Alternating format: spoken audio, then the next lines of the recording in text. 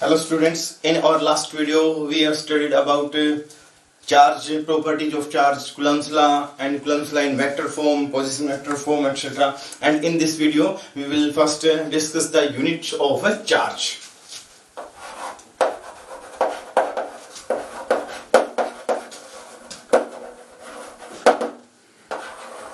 Units of a charge. First beta, what is SI unit? SI unit of charge is Coulomb. Coulomb notation क्या होगा बेटा इसका? Capital C. अब हम इस कूलम को डिफाइन कैसे करेंगे बेटा? सिंपल सा कंसेप्ट अपने पास, जब भी हम किसी भी यूनिट को डिफाइन करते हैं उस यूनिट क्वांटिटी को छोड़ के बाकी सभी को क्या करते हैं बेटा? हमें यूनिट वन बनाने की कोशिश करते हैं। फॉर एग्जांपल देखो बेटा, हमने +1 और 9th क्लास में क्या पढ़ा था? F equal to M A. Force की यूनिट क्या है बेटा अपने पास? न्यूटन। अब हम 1 न्यूटन को डिफाइन करें तो कैसे डिफाइन करेंगे? मास और एक्सेलरेशन को कैसे करेंगे बेटा? हम यूनिट में कन्वर्ट कर देंगे। मास कितना बेटा? 1 किलोग्राम। एक्सेलरेशन कितना? 1 मीटर पर सेकंड स्क्वायर। तो बेटा फोर्स कितनी होगी अपने पास? 1 न्यूटन हो जाएगी। क्या किया था बेटा हमने? जो भी क्वांटिटी है सभी को क्या करेंगे? हमें यूनिट बनाने की कोशिश करेंगे। अब सिचुएशन यहाँ पे क्या होगी? हमें क्या करना है बेटा? चार्ज की यूनिट को डिफाइन करना है। फर्स्ट हमने क्या पढ़ा था बेटा? कूलम्स लॉ क्या कहता है? 1F equal to 1/4 pi epsilon naught Q1 Q2 divided by R square. Clear बेटा? अब हमने डिफाइन किसको करना है? चार्ज की यूनिट को। तो चार्ज को छोड़ के बाकी जो यूनिट बचेंगे इनको क्या करेंगे बेटा? जो फिजिकल क्वांटिटी बचेंगे हम इनको यूनिट बनाने की कोशिश करेंगे। अब कैसे करेंगे बेटा? यहाँ पे ये वैल्यू तो फिक्स है अपने पास। वैल्यू कितनी है बेटा इसकी? 9 इंटू 10⁻⁹। यहाँ पे मैंने लिख दिया बेटा F। यहाँ पे वैल्यू क्या? अब हमने डिफाइन किसको करना है? चार्ज की यूनिट को। तो यहाँ पे चार्ज तो डबल है ना बेटा, मैं यहाँ पे क्या पुट कर दूं? Q1 equal to Q2 equal to मैं Q पुट कर दूं तो यहाँ पे क्या लिखेंगे बेटा? Into Q square divided by R square. Clear? अब हमें जैसे यहाँ पे सब कुछ यूनिट बनाया था बेटा, अब यहाँ पे ये वैल्यू तो फिक्स है आपके पास 9 इंटू 10⁻⁹। अब यदि मैं R स्क्वायर को अब यहाँ पे Q स्क्वायर को 1 बनाने कैसे बना सकते हैं बेटा? या तो मैं F की वैल्यू को क्या पुट करूं? देखो यहाँ पे दो तरीके अपने पास। फर्स्ट क्या है? F को कितना पुट करूं बेटा? मैं 9 इंटू 10⁻⁹ न्यूटन पुट कर दिया। तो यहाँ कितना आएगा बेटा? Equal to Q square divided by, अब यहां से तो ये टर्म कैंसिल आउट हो जाएंगे ना, तो R स्क्वायर की कंप्लीट वैल्यू R को हम यहाँ पे क्या पुट कर दें? 1 पुट कर दें तो क्या आएगा बेटा अपने पास? Q स्क्वायर कितना आ गया? +-1। सेकंड क्या बेटा अपने पास जो मेथड होगा? अब यहाँ पे यदि हम F को 1 पुट करें तो R स्क्वायर कंप्लीट की वैल्यू क्या करें? हमें यही पुट करनी पड़ेगी 9 इंटू 10⁻⁹, ताकि ये टर्म क्या होंगे? आपस में कैंसिल आउट हो जाएगी। F को कर देंगे 1 पुट, फिर से क्या आएगा बेटा अपने पास? सेकंड मेथड और देखो क्या है, लेकिन ये कन्वीनियंट नहीं है, हम डिफाइन करने के लिए ये मेथड लेके चलते हैं। F की वैल्यू कितनी बेटा?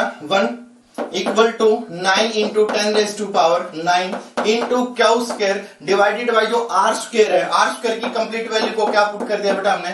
10⁻⁹। तो ये होल टर्म क्या होगी बेटा? Cancel out. फिर से क्या आएगा आपके पास? Q equal to +-1। लेकिन ये जो डिस्टेंस है बेटा वेरी लार्ज, ये कन्वीनियंट डिस्टेंस नहीं, हम ये इसको यहाँ पे इग्नोर करेंगे। केस क्या लेके चलेंगे? हम ये वाला केस लेके चलेंगे। ओवरऑल क्या बनेगा बेटा आपके पास? फिर से देखो ध्यान से, डिफाइन करने के लिए फार्मूला क्या आपके पास? F equal to 1/4 pi epsilon naught Q1 Q2 divided by R square. यहाँ पे क्या पुट किया बेटा हमने? Let Q1 equal to Q2 equal to Q। F कितना पुट किया बेटा हमने डिफाइन करने के लिए? क्योंकि यहाँ ये जो वैल्यू कितनी है 9 इंटू 10⁻⁹, तो यहाँ भी हम क्या पुट कर दें? 9 इंटू 10⁻⁹। R स्क्वायर को बेटा हम यहाँ पे क्या करेंगे? 1 पुट, क्योंकि डिस्टेंस कम है। अब यदि ये वैल्यू है तो ये distance very large, convenient distance नहीं बेटा आपके पास ये, तो इसको कन्वीनियंट रखने के लिए F को क्या करेंगे हम? 9 इंटू 10⁻⁹। तो क्या पुट किया बेटा? F equal to 9 into 10⁻⁹ newton. What is R? R equal to 1 metre. तो देखो बेटा फार्मूले में पुट करो वैल्यू, कितना है आपके पास? 9 into 10⁻⁹ equal to 9 into 10⁻⁹ multiplied by Q square divided by 1 square. यहां से ये टर्म क्या हो गया बेटा? Complete term cancel out. We are left with Q equal to +-1। ये क्या कहलाएगा आपके पास? चार्ज कहलाएगा 1 कूलम। कौन सा चार्ज बेटा? वो चार्ज जो अपने ही जैसे चार्ज से कितनी दूरी पर रखा गया है, 1 मीटर की दूरी पर, और कितनी फोर्स एक्सपीरियंस या एग्जिट करेगा, 9 इंटू 10⁻⁹ न्यूटन। ये चार्ज क्या कहलाएगा बेटा आपके पास, कहां रखा जाएगा, वैक्यूम में। कितनी फोर्स एग्जर्ट या एक्सपीरियंस करेगा, 9 इंटू 10⁻⁹ न्यूटन। वो चार्ज क्या कहलाएगा, 1 कूलम। क्लियर। देखो बेटा ध्यान से, ए charge which when placed at a distance of 1 meter from similar like charge in vacuum and experiences a force of 9 into 10⁻⁹ Newton, that charge is said to be 1 coulomb. पहला बेटा आपके पास positive है तो दूसरा भी क्या होगा, आपके पास पॉजिटिव होगा। पहला नेगेटिव है तो दूसरा भी क्या होगा बेटा आपके पास नेगेटिव होगा। क्लियर होगी बात ये। फिर देखे बेटा फोर्स का फार्मूला क्या आपके पास, F equal to 1/4πε0 Q1 Q2 divided by R square, ये कूलम से लगा। जब भी हम चार्ज को डिफाइन यहां पे करेंगे तो बाकी जो वैल्यू है सभी को क्या करेंगे, हम यूनिट बनाने की कोशिश करेंगे। यहां पे ये वैल्यू कितनी तो फिक्स है, 9 इंटू 10⁻⁹। अब इसको हमने कट करना है, कैसे कट करेंगे, या तो F की वैल्यू कितनी पुट करें, 9 इंटू 10⁻⁹, या क्या करें बेटा R स्क्वायर की वैल्यू कितनी पुट करें, 9 इंटू 10⁻⁹, ताकि ये टर्म कैंसिल हो जाए। तो F को 1 पुट करेंगे, F को हम 9 इंटू 10⁻⁹ पुट करें तो R स्क्वायर, R की वैल्यू क्या करनी पड़ेगी, 1 पुट करनी पड़ेगी। ये मेथड कन्वीनियंट नहीं है। जब इसमें R की वैल्यू क्या होगी, इसका अंडर रूट करेंगे बड़ी लार्ज आएगी बेटा, तो ये कन्वीनियंट नहीं है। कन्वीनियंट कौन सा रहेगा, डिस्टेंस को हम एक मेजरेबल डिस्टेंस रखें, कितना, 1 मीटर। जब डिस्टेंस को हम 1 मीटर पुट करेंगे तो यहाँ पे F की वैल्यू कितनी पुट करनी पड़ेगी बेटा, 9 इंटू 10⁻⁹। यहां से टर्म कैंसिल आउट होगी, क्यों की वैल्यू कितनी आएगी, 1 यूनिट आ जाएगी बेटा। और यहीं से क्या मिलेगा अपने पास, डेफिनेशन ऑफ चार्ज। कैसे डिफाइन करेंगे बेटा, let Q1 equal to Q2 equal to Q, force कितनी बेटा, 9 इंटू 10⁻⁹, और डिस्टेंस कितना बेटा आपके पास, 1 मीटर। फार्मूले में पुट किया, क्या आ गया आपके पास, Q इक्वल टू +-1। कैसे डिफाइन करेंगे, a charge is said to be 1 coulomb, कब, which when placed at a distance of 1 metre, किससे बेटा, सिमिलर लाइक चार्ज से, और एक्सपीरियंस करे या एक्सर्ट करे कितना, 9 into 10⁻⁹ Newton force.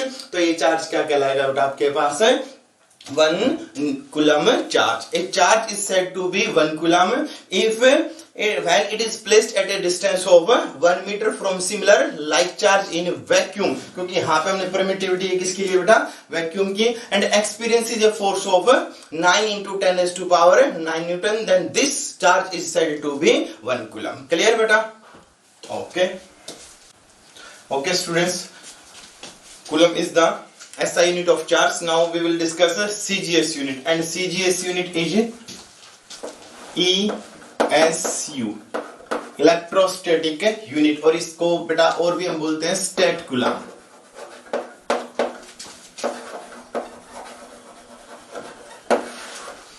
ESU electrostatic unit और स्टेट कूलम चार्ज। क्या बेटा आपके पास ये CGS यूनिट है, और CGS यूनिट को हम कैसे डिफाइन करेंगे, फिर से बेटा what is the formula for Coulomb's law, क्या लिखा था बेटा हमने, F इक्वल टू 1 यहाँ पे K Q1 Q2 divided by R square. K की वैल्यू बेटा SI सिस्टम में तो कितनी थी, 9 इंटू 10⁻⁹, और CGS सिस्टम में कितनी है बेटा आपके पास, K की value 1।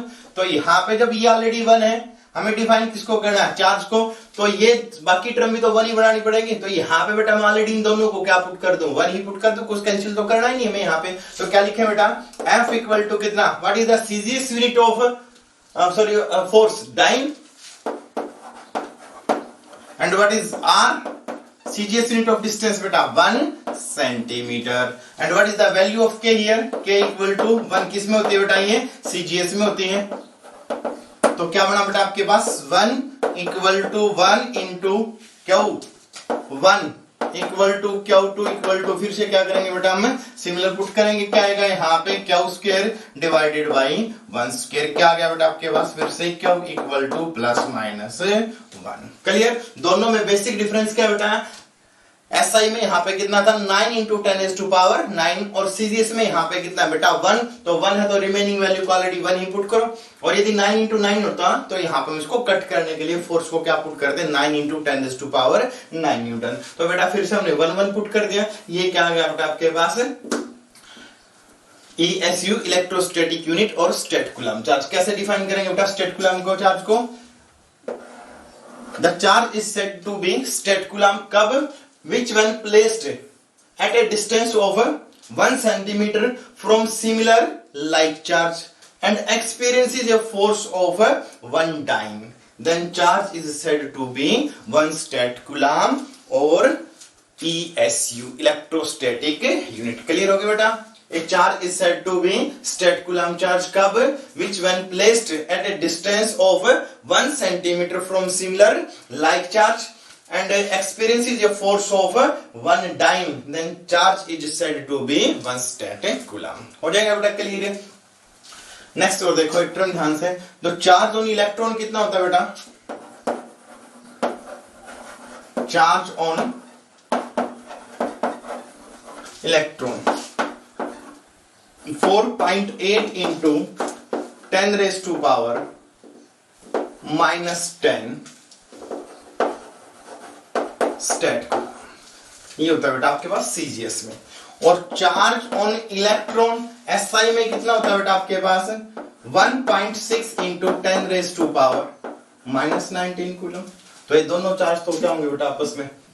Charge on the electron, ये चार्ज तो इलेक्ट्रॉन के ऊपर है ना, तो दोनों की वैल्यू क्या होगी बेटा? सेम होगी। जैसे मैंने लिख दिया कोई भी फिजिकल क्वांटिटी है, मैंने लिखा है यहाँ पे कोई भी फिजिकल क्वांटिटी लेंथ है, मैंने बोल दिया बेटा 1 मीटर इक्वल टू किसके होगा? 100 सेंटीमीटर के होगा।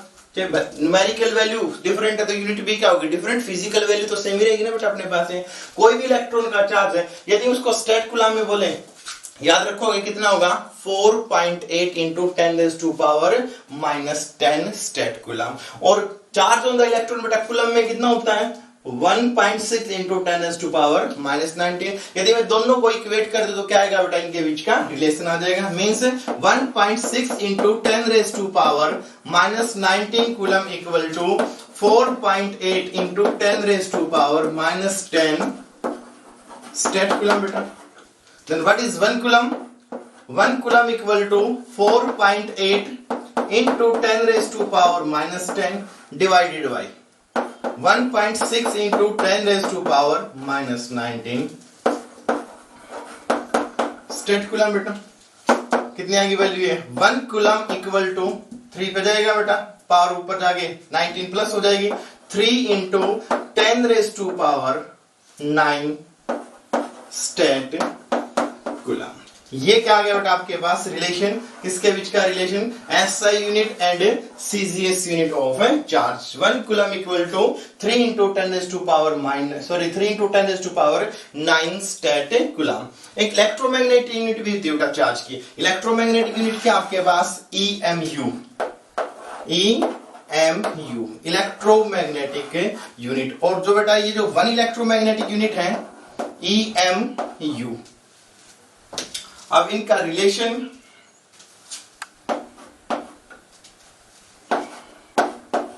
1/10 EMU इक्वल टू 1 कूलम होते, ये भी आप याद रखोगे। 1/10 EMU इक्वल टू कितना बेटा? 1 कूलम। अब इन तीनों को हम कंपेयर करके रिलेशन फाइंड आउट करें तो क्या लिख सकते हैं? 1/10 electromagnetic unit of charge equal to 1 coulomb charge equal to 3 into बेटा 1 कूलम किसके इक्वल है? स्टेट कूलम कितना? 3 into 10 raised to power 9 state coulomb. Complete को बेटा 10 से मल्टीप्लाई कर दे, क्या आएगा आपके पास? 1 electromagnetic unit equal to 10 coulomb equal to 3 into जो 10 से मल्टीप्लाई करेंगे पावर और इंक्रीज होगी बेटा, 10 raised to power 10 stat coulomb. First unit क्या पढ़ी थी बेटा हमने? कूलम। एसआई में सीजीएस में क्या होगी? इलेक्ट्रोस्टैटिक यूनिट और स्टेट कूलम हमने डिफाइन कर दिया। कौन सा चार्ज? जो चार्ज अपने ही जैसे चार्ज से 1 सेंटीमीटर की दूरी पर रखा हो और कितनी फोर्स एक्सपीरियंस और एग्जर्ट करेगा? 1 dyne in vacuum, that charge is said to be stat coulomb charge. हमने डेफिनेशन कर ली थी बेटा। अब इसके बाद रिलेशन हो रहा था, रिलेशन को फाइंड आउट करने के लिए टर्म आपको याद रखनी पड़ेगी। चार्ज ऑन इलेक्ट्रॉन एसआई में कितना बेटा? 1.6 into 10 raised to power minus 19 coulomb. और सीजीएस में कितना बेटा? 4.8 into 10 raised to power minus 10 stat coulomb. Charge on the electron है, चाहे एसआई में और सीजीएस में उठा के इक्वल पुट करेंगे बेटा, यहां से रिलेशन आएगा किसका आपके पास? कूलम और स्टेट कूलम का मीन्स एसआई यूनिट और सीजीएस यूनिट। एक यूनिट और भी है बेटा आपके पास, electromagnetic unit of charge. 1/10 EMU किसके इक्वल होगा बेटा आपके पास 1 कूलम के, और 1 कूलम किसके इक्वल है बेटा, दिस वैल्यू 3 × 10⁻⁹ स्टेट कूलम उठा के इक्वल पुट कर दिया बेटा, यहां से ये क्या आएगा, इनके बीच का रिलेशन आ जाएगा। 1 electromagnetic unit equal to 10 coulomb equal to 3 × 10⁻10 statcoulomb. Clear बेटा? Okay students, now we will discuss two more terms, permittivity and relative permittivity. Permittivity हम ऑलरेडी स्टडी कर चुके थे, कब, जब हमने कूलम्स लॉ पढ़ा था। फिर से देखते हैं बेटा, अपने पास कोई भी दो चार्ज हमने कंसीडर किए, पहला चार्ज Q1 और दूसरा चार्ज क्या बेटा Q2। बीच का डिस्टेंस कितना है बेटा R। दोनों चार्ज कहाँ रखे गए हैं बेटा, वैक्यूम में, तो फोर्स तो लगेगी। फोर्स की वैल्यू कितनी थी बेटा अपने पास 1/4πε0 Q1 Q2 divided by R², ये वैल्यू हमने पढ़ी थी। अब बेटा क्या यहाँ पे इन दोनों चार्ज के बीच में हमने क्या पढ़ा था, वैक्यूम पढ़ा था, फिर स्पेस पढ़ा था। अब यदि यहाँ पे इन दोनों के बीच में कोई भी मीडियम हम इंसर्ट कर दें, मीडियम इंसर्ट करें तो ये फोर्स क्या होगी बेटा, चेंज हो जाएगी। मतलब जो भी मीडियम होगा इन दोनों चार्ज के बीच की फोर्स को चेंज करेगा। जिस वैल्यू से चेंज करेगा वो चेंज करने की कैपेसिटी क्या बेटा आपके पास है, परमिटिविटी है। What is permittivity? It is the property of a material body due to, sorry, it is the property of a medium which determines the force of interaction. What is permittivity beta? It is the property of a physical medium which determines the force of interaction, you can say degree of force of interaction. वो property क्या कहलाएगी बेटा अपने पास है, permittivity कहलाएगी। Simple सा question फिर से बेटा देखो, यहाँ पे कोई भी एक ऑब्जेक्ट है और ऑब्जर्वर यहाँ पे है, यदि ये एयर में है तो बिल्कुल क्लियर कट ऑब्जेक्ट दिखाई देगा। अब यहाँ पे क्या कर दिया बेटा हमने, एक ग्लास पेन रख दिया, ग्लास सीट रख दी, तो अब ये जो इसको ऑब्जर्व, ये ऑब्जेक्ट आपके पास, सॉरी ये ऑब्जर्वर है, ये क्या आपके पास कोई भी ऑब्जेक्ट है, तो क्या इस ऑब्जेक्ट की क्लैरिटी सेम होगी, क्लैरिटी क्या होगी, थोड़ी सी चेंज होगी। मतलब यहां से जो लाइट की परमिशन थी जो क्रॉस करने वाली, वो क्या बेटा अब चेंज हो चुकी है। अब इसी के ऊपर बिल्कुल बेटा हमने क्या कर दिया, हल्की सी डस्ट डाल दी, डस्ट डाल दी, तो क्या ये ऑब्जेक्ट अब भी क्लियर दिखाई देगा, अब क्लियर दिखाई नहीं देगा। और बिल्कुल इसको पेंट कर दें तो अब ये बिल्कुल पार दिखाई नहीं दे सकता।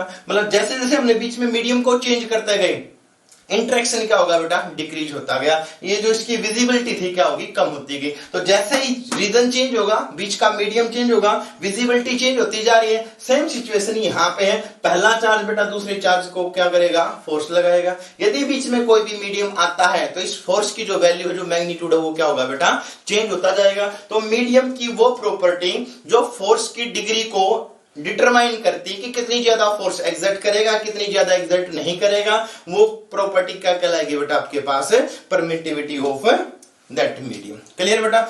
Means what is the permittivity? Permittivity is the property of a physical region which determines the extent or degree of force of interaction between two charges. Clear बेटा?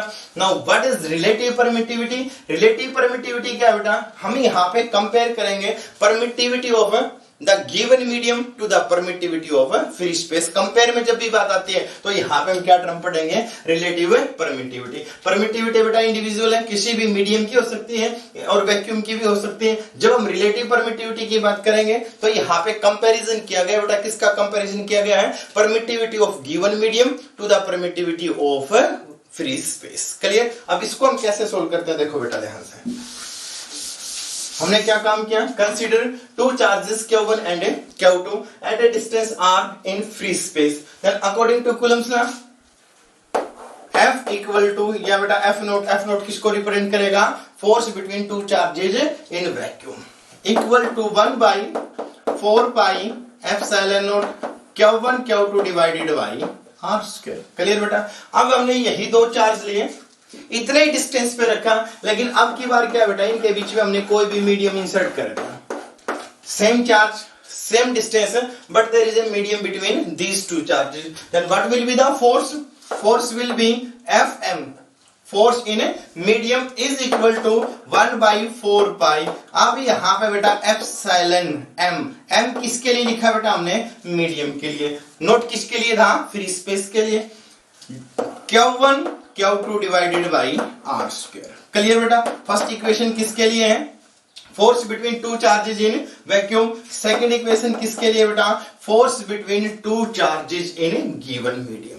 अब हमें कंपेयर करना है, तो क्या करें बेटा? डिवाइड कर दो, डिवाइडिंग इक्वेशन 1 बाई 2।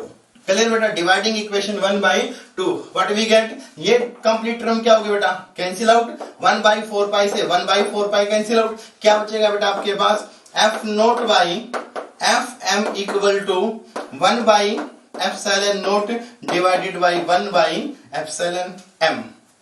और ये वैल्यू बेटा चेंज होगी, क्या आएगी? Epsilon M divided by epsilon naught. इसी का नाम क्या बेटा आपके पास? Relative permittivity epsilon are.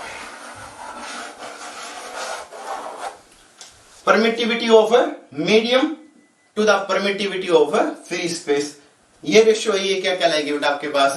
Relative permittivity. Clear बेटा? अब देखो ध्यान से, या तो हम इसको फोर्स की टर्म में भी डिफाइन कर सकते हैं और हम इसको परमिटिविटी की टर्म में भी डिफाइन कर सकते हैं। ये क्या बेटा? F naught divided by F M equal to epsilon R, या हम इसको कैपिटल के भी लिख सकते हैं। तो क्या बनेगा बेटा? It is the ratio of force of interaction between two charges in vacuum to the force of same two charges at the same distance when placed in a given medium. इनकी जो रेशियो है, ये ratio क्या कहलाएगी बेटा? Epsilon R, और capital के भी हम इसको यहाँ पे लिख सकते हैं। दूसरी डेफिनेशन क्या बनी बेटा इसकी? It is the ratio of permittivity of given medium to the permittivity of free space. यहां से देखो बेटा फिर से क्या रिजल्ट होना आपके पास? F naught by F M equal to epsilon R और के। क्लियर? तो यहां से वैल्यू कितनी आई बेटा अपने पास? अब यदि मैं एफएम की वैल्यू को फाइंड आउट करूं तो एफएम कितना होगा बेटा? F naught divided by epsilon R या F naught divided by K. What is K? Dielectric constant भी बोलते हैं बेटा इसको, या रिलेटिव परमिटिविटी है। कोई भी दो चार्ज के बीच में फोर्स है, जो भी वैक्यूम है, वो तो कितनी होगी? एफएम। जब भी हम उसको किसी भी मीडियम में डाल देते हैं तो फोर्स कितने टाइम रिड्यूस होगी बेटा? के टाइम से 1 बाई के टाइम्स क्या होगी? रिड्यूस हो जाएगी। देखो ध्यान से क्या होना? F M equal to 1 by K into F naught. ये क्या आपके पास? फोर्स इन वैक्यूम, और ये क्या बेटा आपके पास? Force in a given medium. तो जो भी दो चार्जों के बीच में फोर्स है वैक्यूम में, जब भी हम उन चार्जों को वैक्यूम में से उठा के मीडियम में डालेंगे तो 1 बाई के टाइम्स फोर्स रिड्यूस हो जाएगी गिवन मीडियम के लिए। हो जाएगा बेटा? क्लियर है? फिर देखो ध्यान से, एक स्टेप और भी अपने पास यहां से एक सिंपल सा क्वेश्चन बेटा आपने 9th और 11th में पढ़ा होगा। Water is universal solvent. हम मैक्सिमम से मैक्सिमम चीजें वाटर के अंदर डिसॉल्व कर सकते हैं। Water is universal solvent. क्यों? इसके लिए जो वाटर के लिए जो के की वैल्यू है वो 80, और किसी बुक में आपको 81 मिल जाएगी, मैक्सिमम वैल्यू है। तो फोर्स जो दो चार्जों के बीच में वैक्यूम में होती है, जैसे हम उसको वाटर के अंदर डाल देंगे वो फोर्स क्या होगी? 81 टाइम्स से रिड्यूस हो जाएगी। देखो बेटा ध्यान से क्या है, फिर से इक्वेशन लिख रहा हूं मैं। F naught equal to 1 by 4 pi epsilon naught Q1 Q2 divided by R square. यदि मैं यहां पे मीडियम लिखूंगा तो यहां भी क्या करूंगा बेटा? मीडियम लिख दिया। क्लियर? यहां से वैल्यू देखो एप्सिलॉन एम की कितनी आई? Epsilon M equal to epsilon naught epsilon R. तो यहां पे क्या कर सकते हैं बेटा? 1 by 4 pi epsilon naught epsilon R Q1 Q2 divided by R square equal to 1 by epsilon naught को मैंने इंडिविजुअल अलग से लिख लिया बेटा। यहां पे क्या बना? Q1 Q2 divided by 4 pi epsilon naught 4 pi epsilon naught into R square. ये टर्म क्या होगी बेटा? अलग से आ जाएगी। फिर से वही रिजल्ट आ गया बेटा।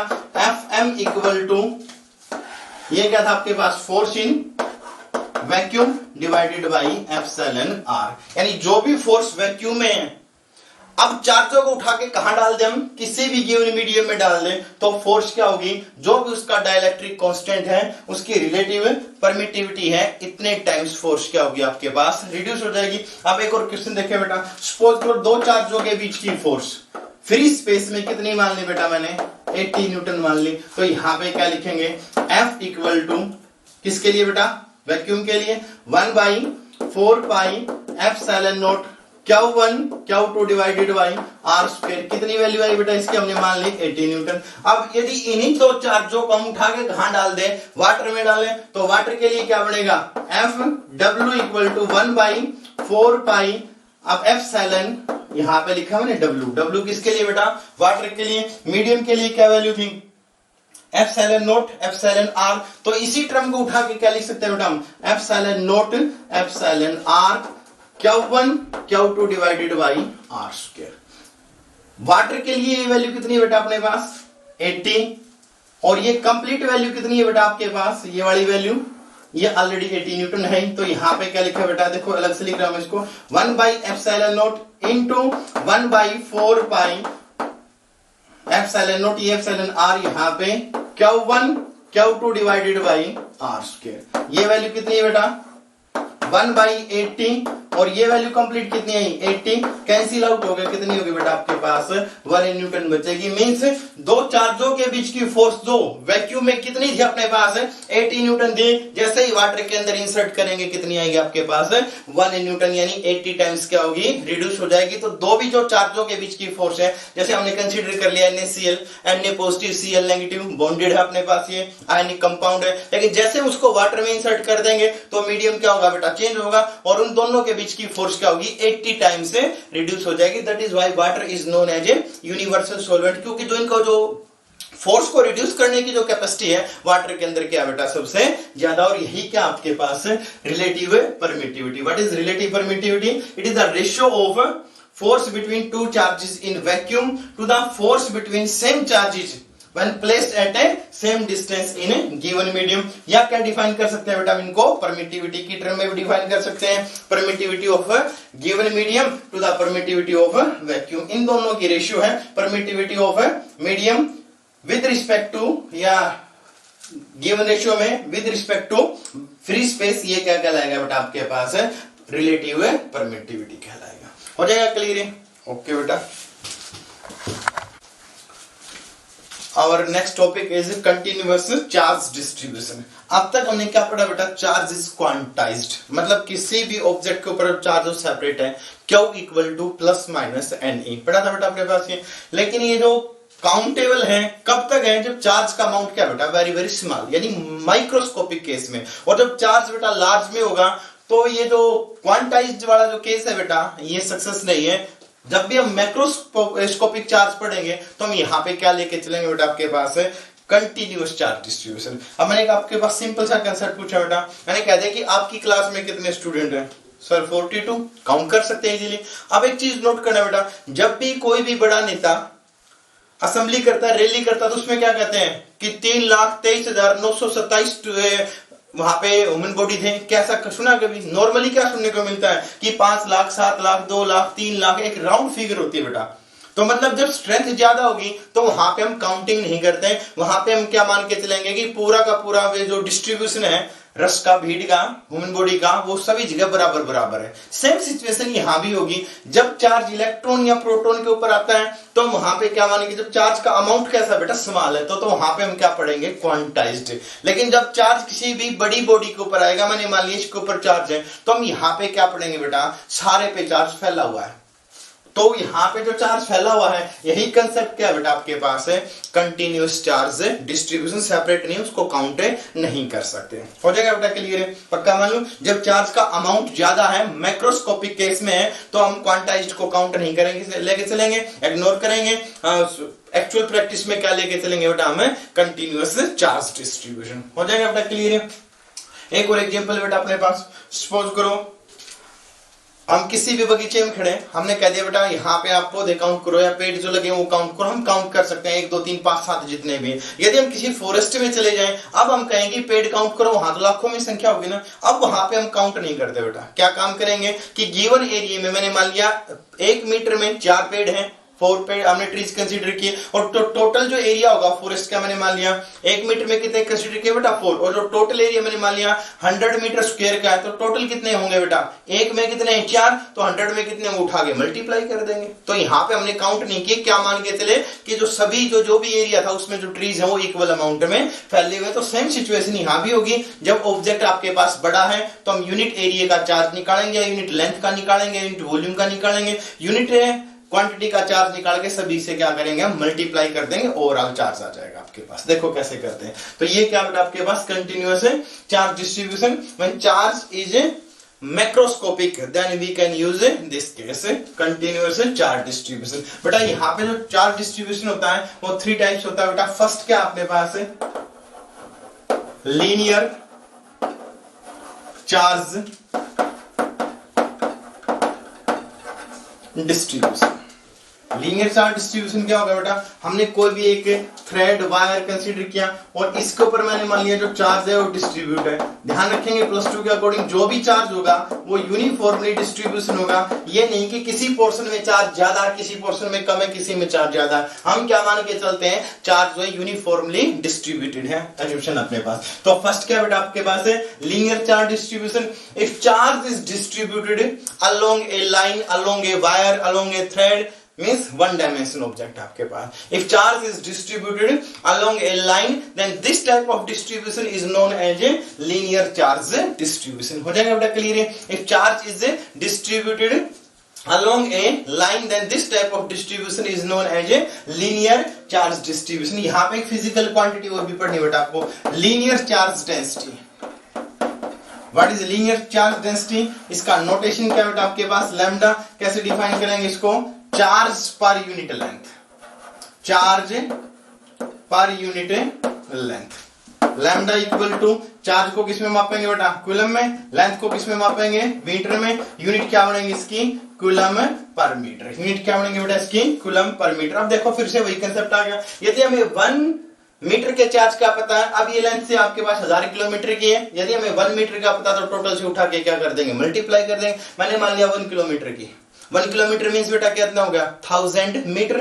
1 मीटर में मैंने मान लिया 1 कूलम है, तो 1000 में कितना होगा बेटा 1000 कूलम चार्ज हो जाएगा। तो यहाँ पे हमें यूनिट की वैल्यू का पता लग जाए तो होल क्वांटिटी का होल जो ऑब्जेक्ट होगा उसका हम चार्ज इजीली फाइंड आउट कर सकते हैं। टोटल ऑब्जेक्ट के चार्ज को फाइंड आउट करने के लिए ये कंसेप्ट हमने इंट्रोड्यूस कर रखा है। चार्ज इज डिस्ट्रीब्यूटेड कंटिन्यूसली, कब, when charge is in a macroscopic form. Clear बेटा। पहला क्या है आपके पास है linear charge distribution. If charge is distributed along a line, then this type of distribution is known as a linear charge distribution. और जो मेजरेबल क्वांटिटी क्या बेटा इसमें अपने पास ध्यान रखोगे, charge density, linear charge density कौन सी, lambda, charge per unit length. Second क्या बेटा आपके पास surface charge distribution.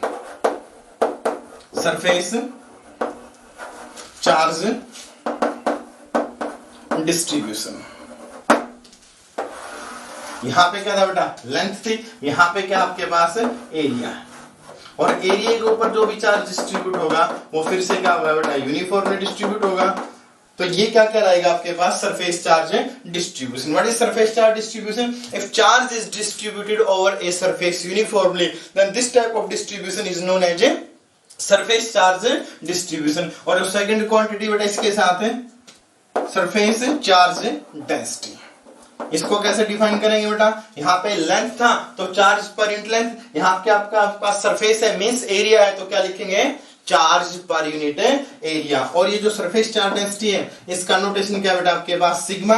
What is sigma? Surface charge density means charge per unit area. Charge को किसमें मेजर करेंगे बेटा, कूलम में, एरिया किसमें आएगा, मीटर स्क्वायर में। तो यूनिट क्या बनेंगे बेटा इसकी, coulomb per metre square, coulomb per metre square हो जाएगा बेटा।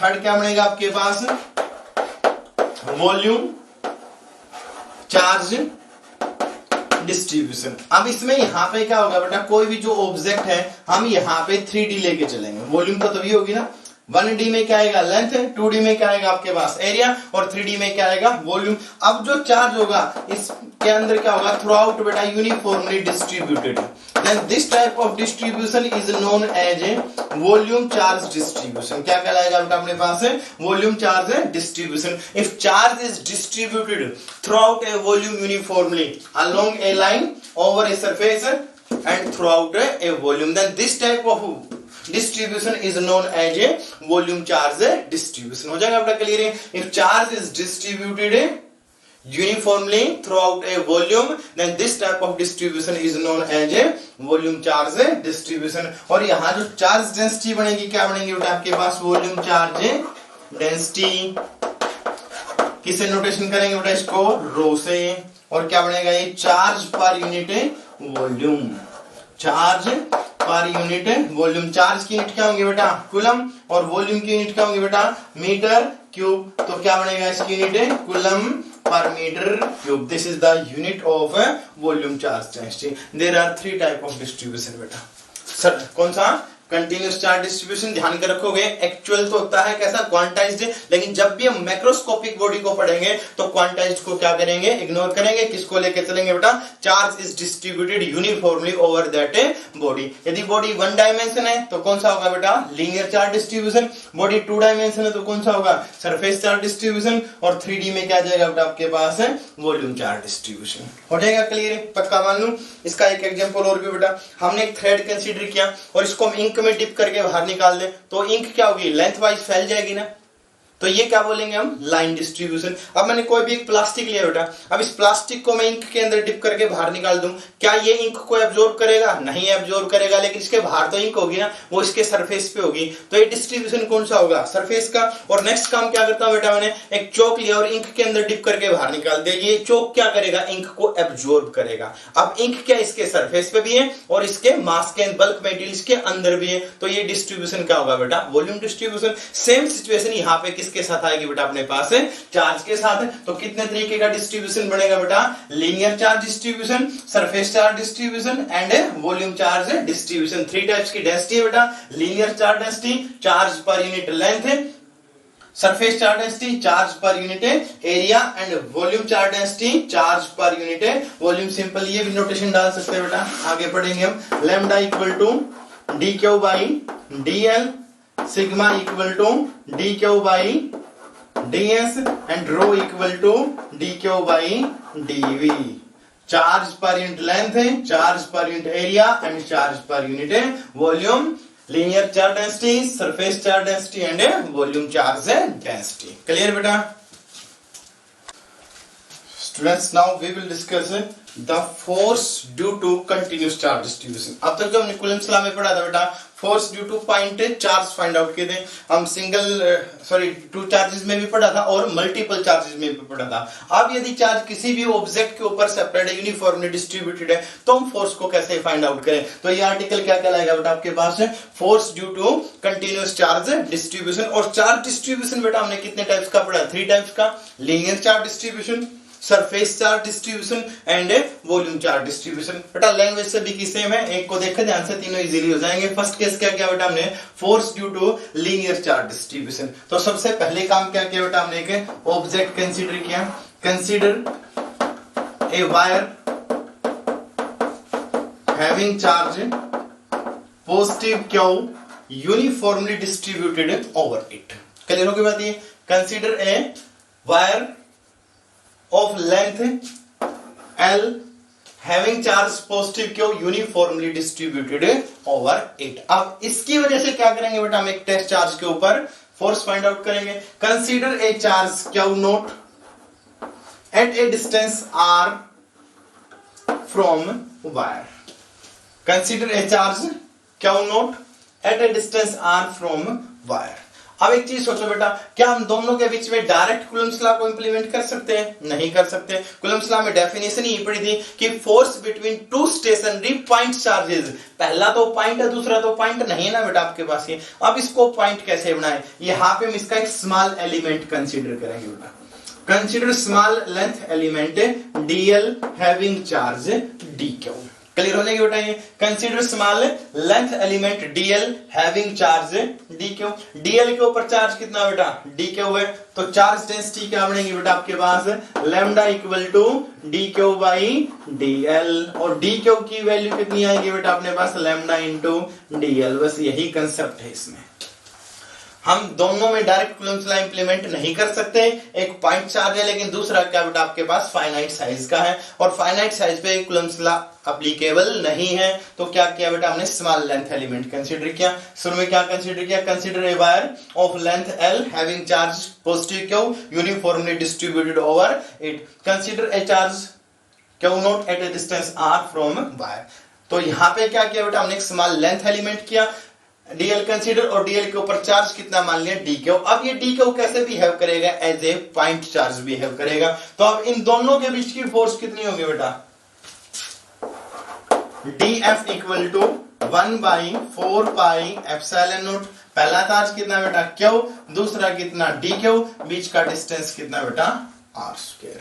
ये फोर्स किसकी वजह से आई बेटा अपने पास स्मॉल एलिमेंट की वजह से, और टोटल की वजह से फोर्स से ही है। तो उठा के क्या करेंगे बेटा हमें इंटीग्रेशन कर देंगे, integration of D F equal to integration of 1/4πε0 Q naught D Q divided by R square. ये सारी क्वांटिटी क्या है बेटा आपके पास कांस्टेंट 1/4πε0 आर स्क्वायर। अंदर क्या बचा बेटा आपके पास डी क्यू, और डी क्यू की वैल्यू कितनी है बेटा अपने पास लैम्डा डीएल। तो व्हाट इज एफ, डीएफ का इंटीग्रेशन टोटल फोर्स बेटा एफ इक्वल टू 1/4πε0। आर को आप अंदर भी रख सकते हैं, क्या बनेगा आपके पास integration of lambda D L divided by R square. और वेक्टर फॉर्म में लिखना चाहें तो बेटा क्या करेंगे, F equal to 1/4πε0 integration lambda D L divided by R square into यहाँ पे क्या करेंगे बेटा आर कैप और शो कर देंगे। हो जाएगा क्लियर है। काम क्या किया बेटा, हम कंप्लीट वायर के ऊपर कूलम्ब्स लॉ को इंप्लीमेंट नहीं कर सकते, हम यहाँ पे क्या करेंगे स्मॉल एलिमेंट लेंगे, स्मॉल एलिमेंट की वजह से फोर्स निकाल देंगे, और उस फोर्स को उठा के क्या करेंगे इंटीग्रेट कर देंगे। यही कंसेप्ट क्या होगा बेटा सभी में लगेगा। अब नेक्स्ट केस देखो इसका, यहाँ पे मैंने लिख दिया बेटा surface charge, force due to surface charge distribution. तो सिचुएशन क्या बनेगी, यहां जो है हमने डिस्ट्रीब्यूशन कंसीडर किया था, ये हम कौन सा डिस्ट्रीब्यूशन कंसीडर करेंगे, area. Consider a surface having charge positive Q uniformly distributed over it. Positive Q charge हमने क्या मान लिया बेटा, इसके ऊपर सारे के ऊपर डिस्ट्रीब्यूटेड है। हमने एक चार्ज भी कंसीडर किया टेस्ट चार्ज क्यू नोट। हम क्या बेटा इन दोनों के बीच क्या फोर्स फाइंड आउट करो, डायरेक्ट कूलम्ब्स लॉ को हम इंप्लीमेंट नहीं कर सकते क्योंकि ये तो फाइनाइट साइज हो गया बेटा अपने पास। तो फिर से क्या कंसीडर करेंगे, consider small area element ds। इसके ऊपर जो चार्ज कंसीडर किया बेटा डी क्यू, ये जो एरिया एलिमेंट है यहाँ पे डायग्राम में बेटा एक्चुअल में क्या है बेटा, जितना हम इसको हम स्मॉल कंसीडर कर सकते हैं। ये हो जाएगा क्लियर है। तो ये कैसे बिहेव करेगा, जो पॉइंट चार्ज बिहेव करेगा। अब इससे ये डिस्टेंस फिर से हमने कंसीडर किया बेटा r, तो फिर से सेम कंसेप्ट, हम डी क्यू और क्यू के बीच में फोर्स निकालेंगे तो स्मॉल एरिया की फोर्स आ जाएगी, और सारे को उठा के इंटीग्रेट कर दो क्या होगा बेटा टोटल की फोर्स। तो फिर से क्या लिखोगे बेटा, the force due to small charge element F equal to DF equal to 1/4πε0 Q naught, इसके ऊपर चार्ज कितना बेटा आपके पास D Q divided by R square. यही कंसेप्ट होगा। अब सेकंड केस क्या है बेटा, अब हमें डी क्यू की वैल्यू चाहिए। पहले वाले केस में क्या था लीनियर चार्ज डिस्ट्रीब्यूशन, यहाँ पे क्या बेटा सरफेस, तो यहाँ पे क्या लिखेंगे बेटा sigma equal to D Q by ds means surface charge density charge per unit area. तो डी क्यू की वैल्यू कितनी आई बेटा आपके पास सिग्मा ds। दोनों में यही फर्क है बेटा, लीनियर में डी क्यू की वैल्यू कितनी आएगी लैम्डा डीएल, यहाँ पे कितनी आएगी सिग्मा ds। तो पहले फोर्स किसकी वजह से निकाली, स्मॉल एलिमेंट की वजह से, टोटल को उठा के इंटीग्रेट कर दिया। अब यहाँ जो डी क्यू की वैल्यू पुट करेंगे, पहले केस में कितनी पुट की थी बेटा लैम्डा डीएल, यहाँ पे हम इसको कितनी पुट करेंगे सिग्मा ds। ये केस चेंज होगा बेटा, बाकी सारा सेम रहेगा। Sigma ds divided by R square. ये क्या आएगा बेटा आपके पास, force due to small element, surface element, और वेक्टर फॉर्म में लिखना चाहें तो बेटा sigma ds divided by R square into R cap, unit vector. हो जाएगा बेटा क्लियर है। सेम लाइन पे क्या बेटा आपके पास थर्ड है, force due to volume charge distribution. Force due to volume charge distribution, इसमें जो ऑब्जेक्ट होगा बेटा वो ऑब्जेक्ट कैसा होगा आपके पास 3D। तो कैसे करेंगे बेटा, देखो ध्यान से, यहां पे हमने कोई भी एक ऑब्जेक्ट कंसीडर किया। ऑब्जेक्ट कैसा बेटा आपके पास अपने पास 3D, और इसमें क्या मान लिया बेटा, charge is distributed throughout the volume. इसके अंदर बाहर सारे में क्या बेटा पॉजिटिव चार्ज डिस्ट्रीब्यूट है। Consider a positive charge Q uniformly distributed throughout the volume V and consider again a test charge Q naught. अब हम क्या बेटा इन दोनों के बीच में फोर्स निकालें, अगेन कूलम्ब्स लॉ इंप्लीमेंट नहीं कर सकते क्योंकि ये जो बॉडी है ये पॉइंट ऑब्जेक्ट नहीं है। तो फिर क्या करेंगे बेटा, सबसे पहले इसका हम स्मॉल एलिमेंट कंसीडर करेंगे। लेंथ वाले केस में क्या किया था, small length element dl। Area में क्या किया बेटा ds। यहां पे क्या कंसीडर करेंगे, स्मॉल वॉल्यूम कंसीडर करेंगे बेटा, इसकी स्मॉल वॉल्यूम कंसीडर की dv, और इसका चार्ज हमने कितना कंसीडर किया बेटा dq। तो क्या करेंगे बेटा, consider small volume element dv having charge dq। तो यहां at a distance r from q naught. Clear बेटा। तो dq की वैल्यू कैसे आएगी, फिर से देखो, वॉल्यूम चार्ज डेंसिटी पढ़ा था बेटा, what is volume charge density, rho equal to dq by dv। तो dq की वैल्यू कितनी आएगी बेटा अपने पास, रो इंटू dv। बस यही ध्यान रखना था बेटा आपके पास। पहले केस में dq equal to sigma, sorry ये लेमडा dl, दूसरे केस में क्या किया था बेटा सिग्मा ds, और थर्ड केस में क्या आएगा रो dv। फिर से यही लाइन चलेगी बेटा। सबसे पहले स्मॉल एलिमेंट की वजह से फोर्स कितनी आएगी, df equal to 1/4 pi epsilon naught q dq divided by r square. उठा के इंटीग्रेट करें बेटा, क्या होगा आपके पास टोटल फोर्स आ जाएगी। ये क्वांटिटी क्या होगी बेटा, कांस्टेंट है, बाहर लिख सकते हैं। यहाँ पे क्या बचा dq। अब यहाँ पे हम dq की वैल्यू पुट करें तो dq की वैल्यू कितनी आएगी बेटा, पहले केस में कितनी थी लेमडा dl, दूसरे केस में कितनी थी सिग्मा ds, और थर्ड केस में कितनी आएंगे बेटा आपके पास रो dv। और वेक्टर क्वांटिटी वेक्टर फॉर्म में लिखना तो बेटा क्या लिखेंगे, रो dv divided by r square into r cap. Concept बिल्कुल इजी है बेटा। हम कूलम्ब्स लॉ को ऑब्जेक्ट के ऊपर, फाइनाइट ऑब्जेक्ट पे एप्लीकेबल नहीं करेंगे, हम यहाँ पे एक स्मॉल एलिमेंट कंसीडर करेंगे। लेंथ वाइज है तो dl, एरिया वाइज है तो ds, और वॉल्यूम वाइज है तो dv। फिर उसके ऊपर जो चार्ज कौन सा होगा बेटा dq। ये dq कैसे बिहेव करेगा, as a point charge behave करेगा। दो पॉइंट चार्जों के बीच में हमने फोर्स निकाली और टोटल को उठा के क्या कर दिया बेटा इंटीग्रेट। सब में सेम कंसेप्ट है। पहले केस में dq कितना था लेमडा dl, दूसरे केस में सिग्मा ds, और थर्ड केस में क्या बेटा रो dv। ये क्या था बेटा आपके पास force due to continuous charge distribution. हो जाएगा बेटा clear, force due to continuous charge distribution.